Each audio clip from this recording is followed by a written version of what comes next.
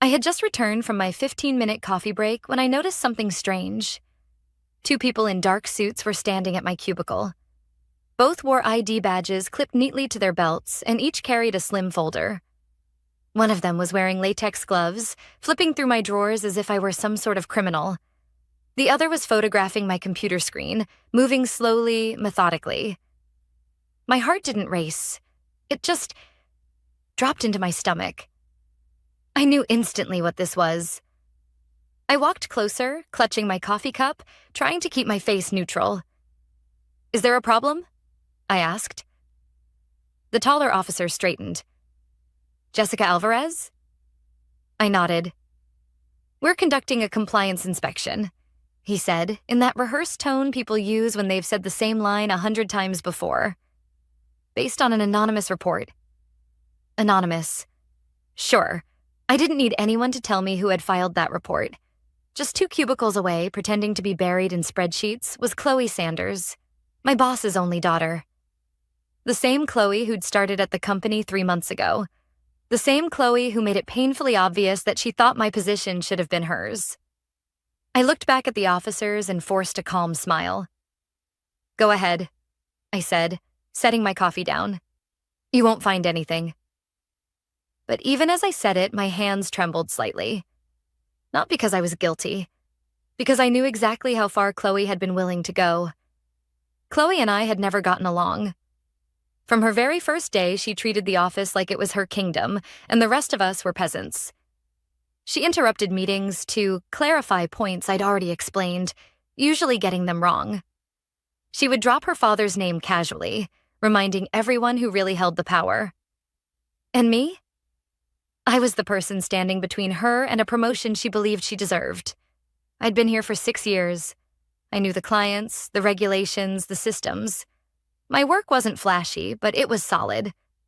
Which is exactly why she hated me. Because you can't outshine someone who doesn't need to shine in the first place. The officers kept working in silence.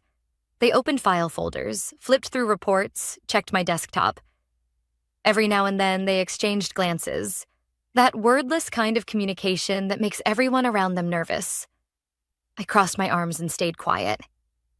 Inside, though, my thoughts were racing. This is it. She's finally done it. Chloe's managed to convince them I'm a liability. Months of whispers, fake concern, accidental mistakes pinned on me. She's been building this moment. I stole a glance in her direction. She was pretending to highlight cells on a spreadsheet, but her eyes kept flicking up, watching. She wasn't even trying to hide it. I should have been angry. I should have felt humiliated, standing there while strangers rifled through my things. But instead, I felt something different. A strange kind of calm. Because Chloe had no idea what she was about to walk into. Before I tell you what happened next, could you take a quick second to drop a comment and tell me where you're listening from? I love seeing how far these stories travel. And if you haven't already, please subscribe and hit the bell, because this story only gets wilder from here. The shorter officer pulled open my bottom drawer. He sifted past notebooks, pens, and a few personal items. Then his gloved hand froze. He pulled out a leather-bound folder, flipped it open, and frowned. "Jessica," he said slowly. "What's this?" I glanced down at the file in his hands. My chest tightened. It wasn't mine. At least, it hadn't been yesterday. Inside were printed emails, notes scribbled in handwriting that wasn't mine, even screenshots of supposed mistakes. Mistakes that looked suspiciously like the ones Chloe had whispered about in the past weeks. I felt my throat go dry, but I forced myself to breathe evenly. "That's not my file," I said. The taller officer's eyebrows lifted. "It was in your drawer." I looked straight at him. "And yet it doesn't belong to me." Behind me, I heard the faintest sound, the squeak of Chloe's chair as she shifted, trying to see. For a moment, the break room chatter, the ringing phones, the tapping keyboards around me all seemed to fade. It was just me, the officers, and the folder that could ruin my career. But then something happened that shifted everything. The officer kept flipping through the pages, his expression darkening. He showed a page to his partner. They whispered quickly, then glanced at me with an unreadable look. "Miss Alvarez," the shorter one said finally, "we need to speak with you in private." I nodded, steady as stone. Of course. Because if they looked closely enough, they'd see the truth. And when they did, Chloe's plan would collapse before her eyes. The compliance officers led me down the hall to one of the small, glass-walled conference rooms. My coworkers' eyes followed me as we walked past, whispering behind hands, pretending to look busy. I could practically hear the story spreading. Jessica's under investigation. Compliance caught her red-handed. Inside the room, they closed the blinds, sat across from me, and placed the folder on the table like it was evidence in a trial. The taller officer cleared his throat. "Jessica, as part of this inspection, we're obligated to review any documents found at your workstation. Can you explain the origin of this file?" I leaned back in my chair, forcing myself to stay calm. "I've never seen that folder before today." He raised an eyebrow. "It was found in your desk drawer." "I believe you," I said evenly, "but that doesn't make it mine." The shorter officer flipped open the folder. "These appear to be records of errors, policy violations, and misconduct. The notes are dated, signed with initials, and include supporting documents. For example," he pulled out a page. "An email to a client where you allegedly provided incorrect policy terms." I felt my stomach tighten. I remembered that email. Except I had caught the mistake before it went out. I'd rewritten it and resent it within 10 minutes. The incorrect version had never left my drafts. I looked the officer straight in the eye. "That's not the final email. That's a screenshot of an unsent draft." The two men exchanged a look. For weeks, I'd sensed Chloe circling. The accidental bumps into my desk when she passed by. The casual remarks she made about my bad memory in meetings. The way she'd hover whenever I was typing, like she was waiting for me to slip. And now, here it was. Her big move. A fabricated dossier of my supposed incompetence. Except Chloe had made one mistake. She thought I didn't know how closely she'd been watching me. But I had been watching her too. The officers asked me to walk them through the documents, page by page. There were screenshots of spreadsheets with errors circled in red. But the version in the folder wasn't the final version. The corrected file was still sitting on the company's shared drive with my digital signature and timestamp. There were printouts of emails with typos or wrong dates, but every one of those had a follow-up correction, also timestamped, also logged. And then there were handwritten notes, pages and pages of them. They described me as habitually late, unprofessional in tone, and potentially reckless with client data. The handwriting was neat, feminine, loopy, like a teenager's journal. Not mine. I pointed to the notes. "Do you have handwriting samples on file?" The taller officer gave me a measured look. "Why?" "Because anyone who's worked here longer than a week knows I print in block capitals. Always. It's in my HR file. That's not my writing."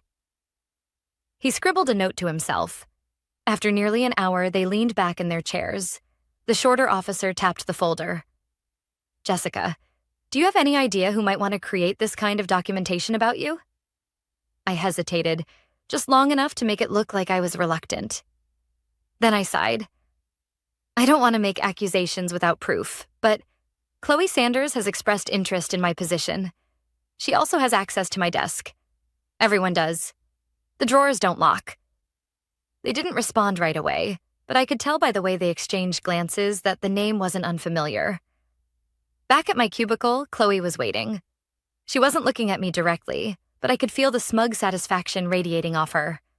She was certain she'd won.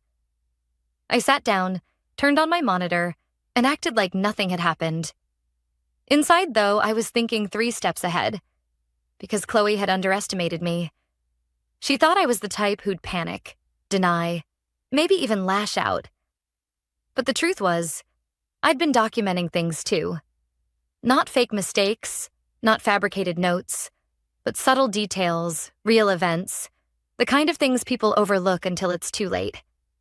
The officers might not know it yet, but they were sitting on the edge of something much bigger than a few forged emails.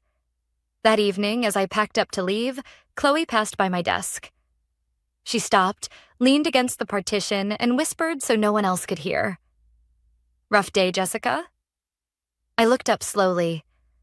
"Not as rough as yours will be." Her smile faltered for half a second, but she quickly recovered. "You'll see. People always find out who's really pulling the strings." "Yeah," I said softly. "They do." When I got home, I opened my laptop and reviewed my own records. I hadn't planned it this way, but over the past year, I'd built an archive. Not of mistakes, but of conversations, client feedback, performance reviews, and casual notes that painted a very different picture than the one Chloe was trying to sell. And tucked among those files was something I hadn't needed until now. Proof of Chloe's meddling. Because 3 weeks earlier, I'd caught her in my inbox.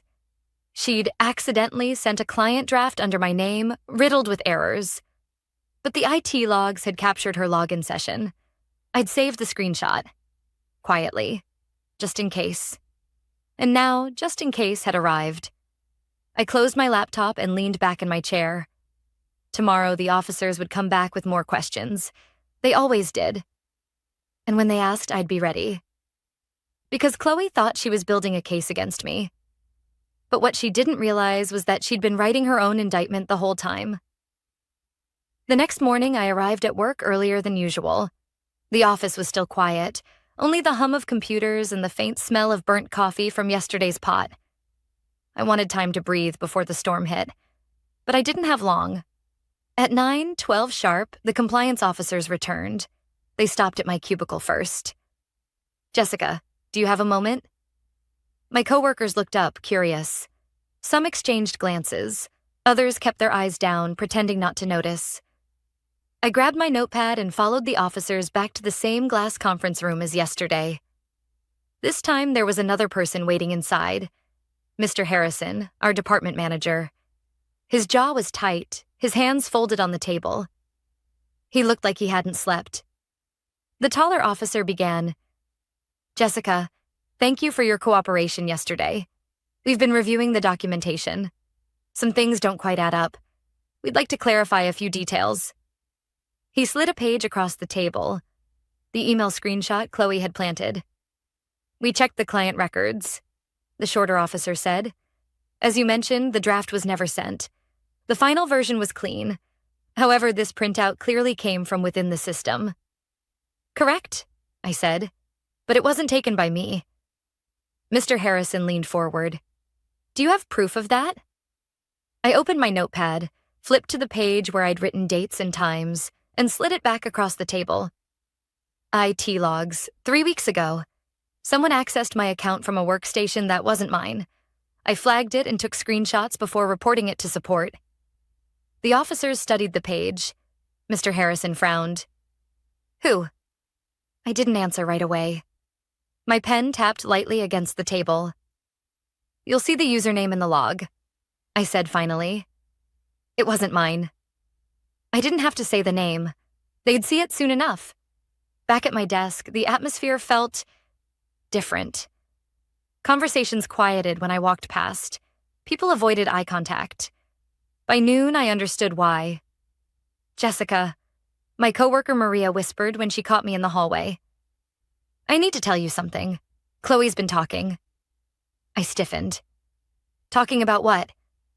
"She's saying you're under investigation for client mishandling, that you've been falsifying records to cover mistakes. She says compliance is close to proving it." I closed my eyes briefly. Chloe wasn't just relying on the planted folder. She was poisoning the well, creating doubt before the truth could surface. "Do people believe her?" I asked. Maria hesitated. "Some do. You know how she is. She makes it sound convincing." Of course she did. Chloe had inherited her father's charisma.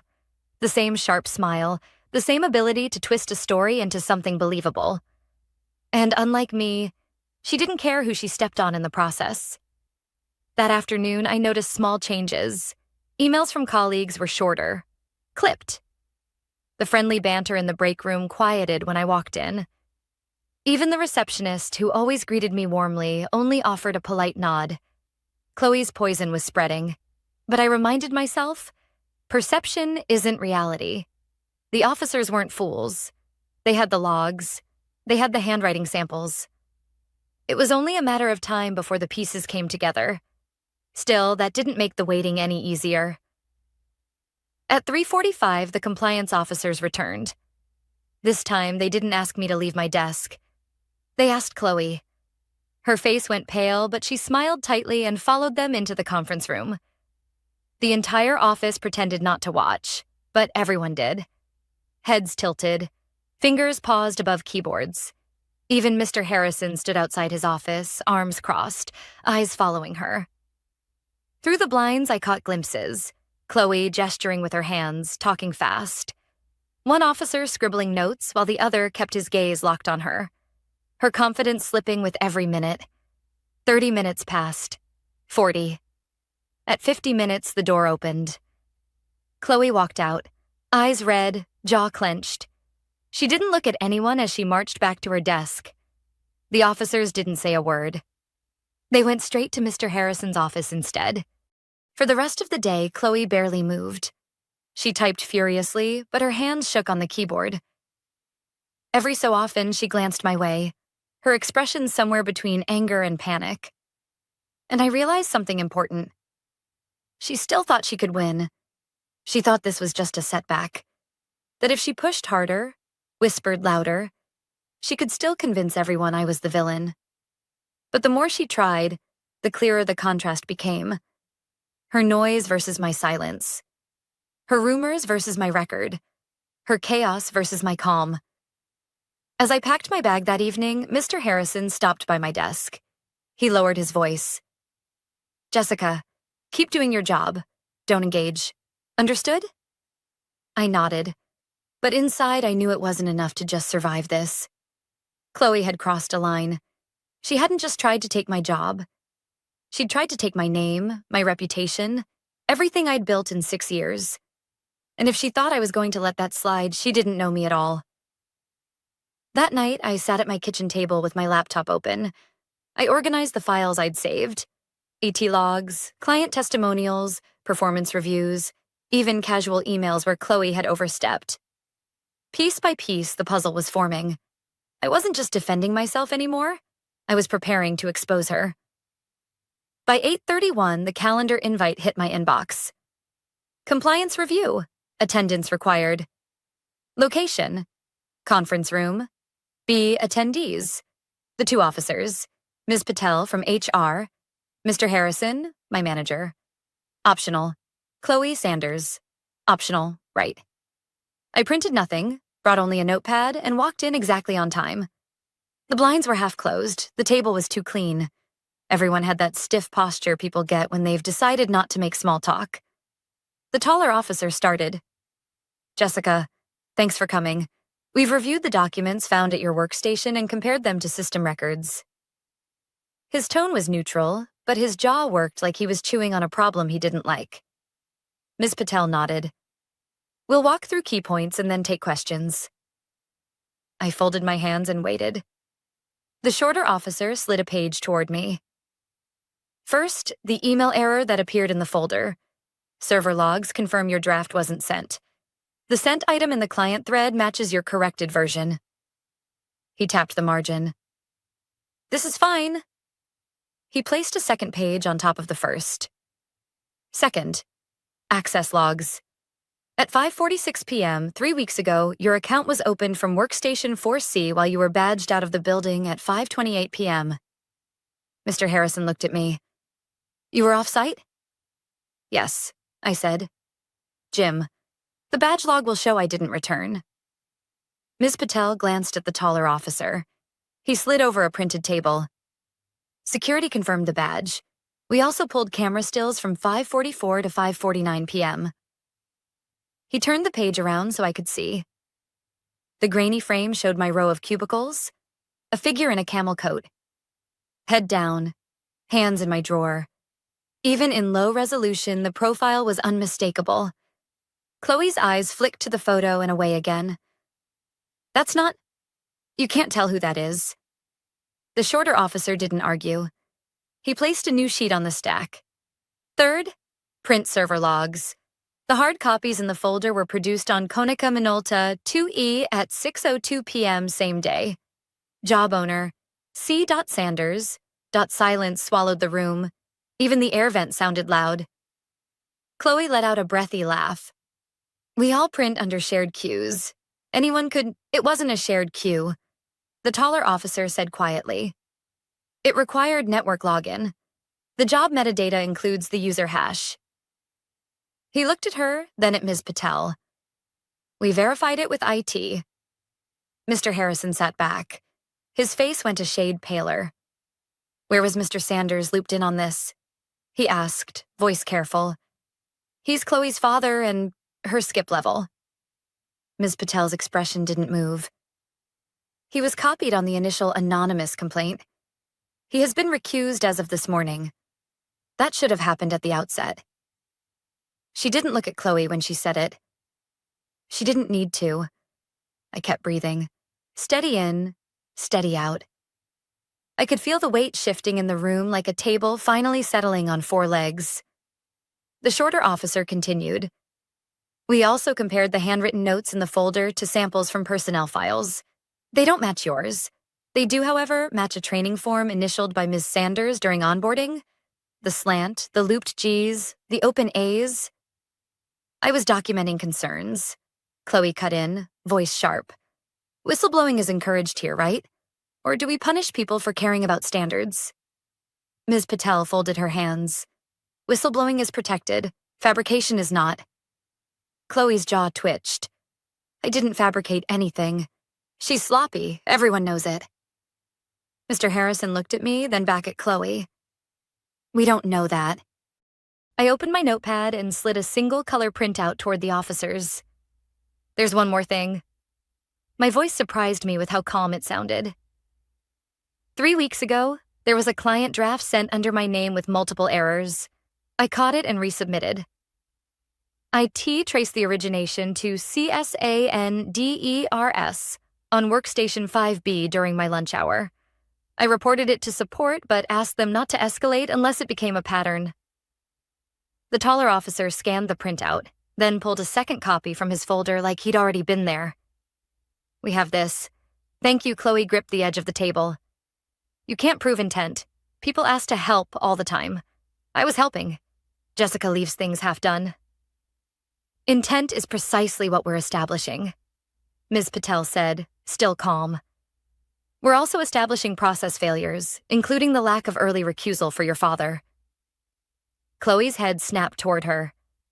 He did nothing wrong. Ms. Patel didn't blink. That's why it's called a recusal, to protect all parties. The taller officer pushed the planted folder away like it was something that might spill. Jessica, do you have anything else you want to add? I thought about all of it. The quiet corrections, the clipped emails, the way conversations died when I walked into the break room. I thought about the coworkers who didn't look up, and Maria whispering, she makes it sound convincing.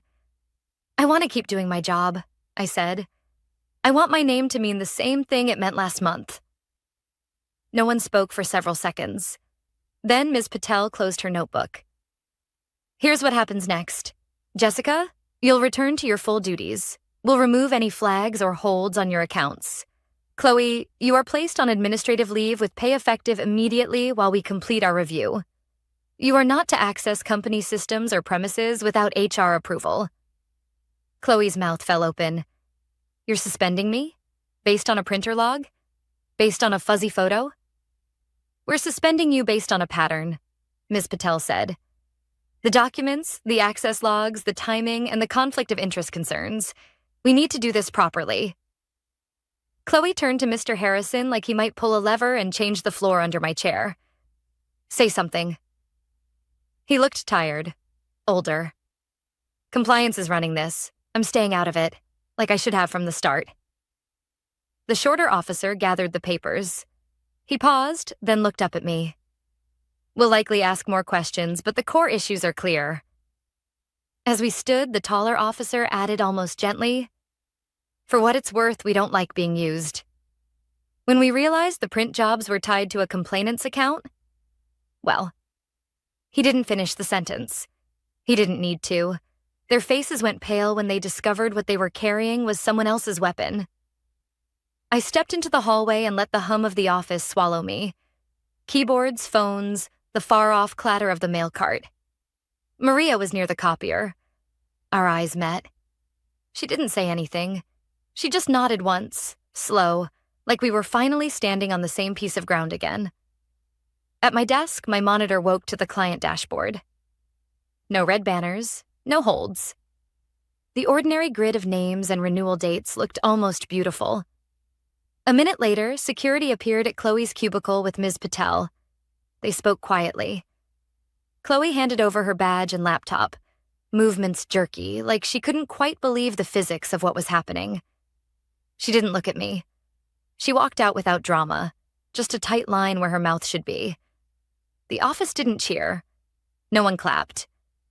That isn't how real life works. People stared at their screens and typed and pretended not to notice what they were noticing. I took a breath and opened the next client file. This wasn't over. Administrative leave wasn't a verdict. Policies take time. Processes have to be followed. Endings aren't clean lines on a calendar invite.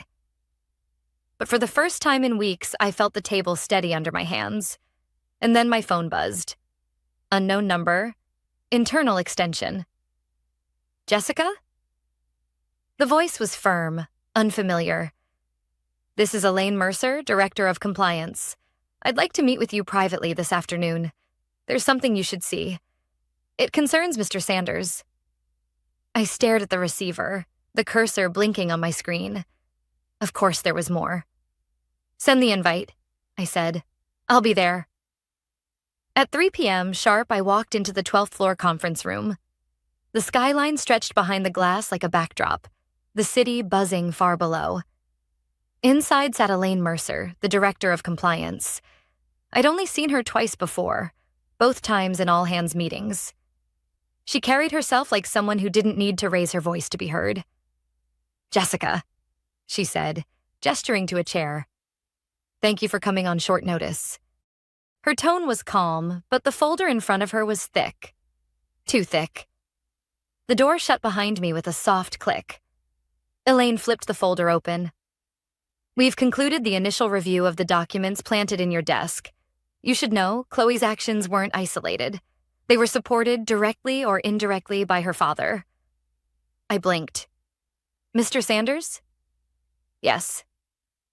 Elaine slid a paper across the table. It was an email thread, heavily redacted but clear enough. The anonymous complaint had originated from his account. He had blind copied Chloe. He had coached her on phrasing, even suggested attaching the evidence she had compiled. I felt my stomach twist. So the anonymous report wasn't anonymous at all. Elaine nodded. Exactly. Normally, we encourage employees to raise concerns, but anonymity doesn't mean immunity. Using the process to settle personal scores, that's an abuse of the system. I stared at the page. 6 years I'd worked here. 6 years of clean reviews, loyal clients, late nights making sure nothing slipped through. And my boss had decided his daughter's ambition mattered more than my career. Elaine continued. Here's what happens next. Chloe remains on administrative leave while HR completes a formal review. Her father has been placed on interim suspension pending the outcome. Compliance will recommend escalation to the board. I exhaled slowly, barely believing what I was hearing. She leaned forward. Jessica, your record is clear, more than clear. Client satisfaction scores, system logs, peer feedback. Everything points to consistent professional performance. You are not under investigation. Do you understand? For the first time in days, my chest loosened. Yes, I said quietly. Good. Now I need to ask you something. She closed the folder and placed both hands on it. What do you want moving forward? The question caught me off guard. What did I want? My first instinct was simple. To keep my job. To go back to my desk, to my routine, to the safety of normal. But normal was gone. Chloe had made sure of that. I want my work to speak for itself, I said finally. And I don't want to look over my shoulder wondering who's waiting to sabotage me next. Elaine studied me for a moment. Then she nodded. Fair. Back at my desk, the office felt different. People weren't avoiding me anymore. Maria stopped by with a smile that looked more like an apology. Daniel from finance dropped off a file and lingered, asking how I was holding up. The tide had shifted. Chloe's cubicle was empty, her chair pushed in neatly. Her father's office, the corner one with the view, sat dark. For the first time in weeks, I allowed myself to breathe. 2 weeks later, the official announcement went out. Effective immediately, Mr. Sanders has stepped down as department head. Chloe Sanders is no longer employed with the company. The email was short, clinical. But the shockwave rippled through every floor. People whispered in break rooms, speculating about what had really happened. I didn't add to the rumors. I didn't need to. Because the truth was already in the files, in the logs, in the handwriting that wasn't mine. That Friday, Mr. Harrison called me into his office. He looked tired, older than I remembered, but his voice was steady. Jessica, I owe you an apology, he said. I should have protected you sooner. I should have questioned what was happening instead of letting it play out. I let politics cloud my judgment. I didn't say anything. Sometimes silence is the only honest answer. He cleared his throat. The board approved my recommendation. Effective Monday, you'll be promoted to senior account manager, full control of the client portfolio. I blinked. You're serious? He nodded. You earned it long ago. This company needs people who build trust, not tear it down. That evening, I sat at my kitchen table, the promotion letter in front of me. The city lights shimmered outside my window. I thought about everything. Chloe's whispers, her smug smile, the way she'd leaned against my cubicle with that false confidence. I thought about her father, about the way he'd chosen blood over fairness. And I thought about the compliance officers' faces when the truth surfaced. They hadn't just discovered planted evidence. They'd discovered what envy looks like when it curdles into sabotage. Here's the part no one tells you. Revenge in real life doesn't look like fireworks. It doesn't look like public humiliation or dramatic speeches. It looks like a folder closed quietly on a conference room table. It looks like an empty cubicle on Monday morning. It looks like people realizing, slowly, who you really were all along. I still walk past Chloe's old desk every day. It stays empty, waiting for a new hire. But for me, it's a reminder that no matter how carefully someone plots against you, the truth leaves a trail.